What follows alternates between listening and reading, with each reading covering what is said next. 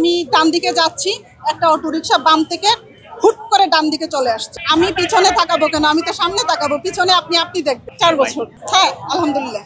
বাইকে চড়তে তো হেভি লাগে, এর জন্যই তো আমরা ঘুরাই।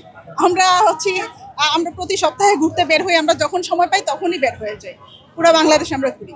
এখানে আমরা দাঁড়াইছি, আমরা চাচ্ছি যে অটোরিকশা, আমাদের 3 দফা দাবি। অটোরিকশা সড়ক মহাসড়কে একদম সম্পূর্ণ নিষিদ্ধ হবে।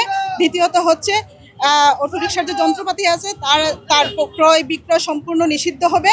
এবং তৃতীয়ত হচ্ছে বনানীতে বাইকারদের উপর যে হামলা হয়েছে সেটা সুষ্ঠু তদন্ত এবং বিচার হবে। অটোরিকশার কারণে প্রথমত জ্যাম, দ্বিতীয়ত ওরা কোনো চালানোর নিয়ম কানুন জানে না, ওরা কোনো ট্রাফিক নিয়ম কানুন জানে না।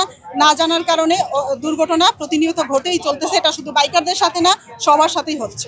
অবশ্যই আছে, কারণ এই আগে চলতো নিয়ন্ত্রণ হবে, নিয়ন্ত্রণ করবে বলে কখনোই নিয়ন্ত্রণে যায় নাই।